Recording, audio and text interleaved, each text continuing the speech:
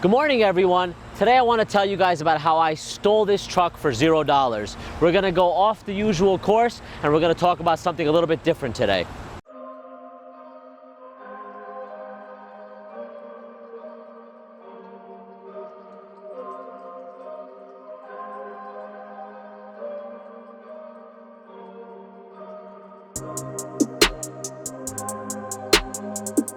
Obviously, I didn't actually steal this truck. I didn't go to a Ford dealership in the Bronx and run out the back door with this truck. But what I did was I put a bunch of tools to work for me, and I really, truly, and it's registered and insured now, I have not given anybody $1 for this truck yet. As a matter of fact, I'm not getting a bill for at least another month. Before I get into the boring, nitty-gritty financial details, I think a little bit of context is important here. So this pizzeria right here, I worked for fresh out of dropping out of college when I was 18 years old. I had come home for the University of Buffalo and I had hated my experience and the major I had chosen so much that at that time I really thought I was never gonna go back to school, and I was really one very confused 18-year-old. So I came home early, walked into this pizzeria, applied for the delivery job, and figured, let me deliver some pizza, make some money, a lot more money than I would have made anywhere else, and try to figure things out. Long story short, at that time, I had unpaid credit card bills, no money, a credit score below 500, and it just wasn't looking good for me. This truck is gonna take some getting used to. My last truck didn't even have an aux cord. The door would lock itself as part of the anti-theft device if I shut the door without leaving the window open a crack, so that was always an issue. It drove great, I was really happy with it. I actually had a tremendous run with that truck. I built like 13 houses and I had it for 4 years, and I was still able to sell it for almost $5,000. I bought it for $7,500, so that was a great run. Don't get me wrong, I put a couple thousand in maintenance over the years, but that wasn't real life. And I knew it had run its course mechanically, so I got rid of it. It was running great at the time. Actually took 12 hours and I was able to sell that truck.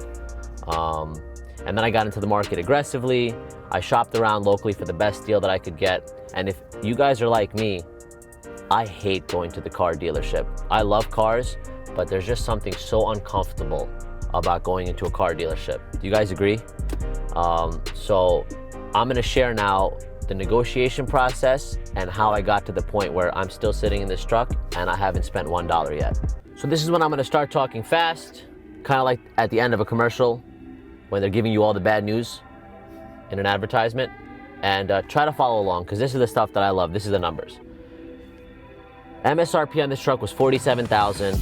The best deal I was getting on Long Island was in the low 40s, and I went on Car Gurus. My friend told me to hop on that site, and I was seeing the exact same truck with the same options advertised for an unbelievable price, and you all have seen that unbelievable lease price, and then you read the fine print and you're like, oh man, I gotta come out of pocket like $10,000. Or you see an unbelievable price for a car for sale and you get there and it has the crank windows. So I was skeptical, but I called up. I had been sweating my face off all day going to dealerships, and I got on the phone and I'm like, listen, I'm not driving to the Bronx until you tell me what the real number is. Get me on the phone with the sales manager. I have this exact car I'm buying at Smithtown Ford. I have the VIN number. I have your VIN number. Let's talk. Now, it's very important to remember a VIN number and a window sticker tells you a lot, okay? It's pretty much public information. So when you're shopping around for a car, get a window sticker, look at the MSRP, take a good look at the options, and you can compare apples to apples from one dealership to the next without being worried about, oh, well, it's a different truck or this or that. It really comes down to the MSRP and certain key groups of options. Anyway, let's quickly get to the numbers.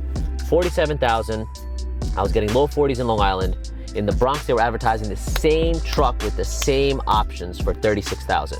I didn't qualify for the military discount, first responder discount, the student discount. So I'm like, just give me the damn number. And I got it for $39,000. Now, how did I leave for $0? I mentioned earlier in the episode that I was rocking a 4-something credit score when I was 18, 19, and 20 years old, and I had to build back up again from scratch. We've spoken about the importance of building credit in this vlog as a key step towards home ownership. And for someone that battled back from bad credit, I can tell you it's not easy. And I now have perfect credit. And I used that to my advantage. They had the 0% financing. They let me stack the rebates on top. I beat them up on the MSRP, and I got this truck. Oh, I hate when that happens. We're gonna keep rolling though. I was able to get this truck with 0% financing and no down payment. I didn't put taxes, I didn't put DMV. I simply took the sum of the payments plus tax because it's 0% interest, and that's my monthly payment. And I didn't even get a bill yet. So that bill's gonna be coming in the mail, and I'll pay it. But as of right now, I really truly haven't spent a dollar, and I stole it because, do the math, 39 on a 47 MSRP, that's a really nice discount. I'm sure there's gonna be people that can do better, but I was ready to pay low 40s. So coming in at 39 is literally half of my depreciation for the year. And I'm gonna leave you with one more boring tidbit. If you buy the truck in a corporation's name and it's over a certain weight, or it's a qualifying vehicle, you can write off the entire purchase in the first year. Look up Section 179 depreciation rules. I registered it through the company. I'm building business credit, and I will, when I do my taxes for this year, write off that entire purchase in this year.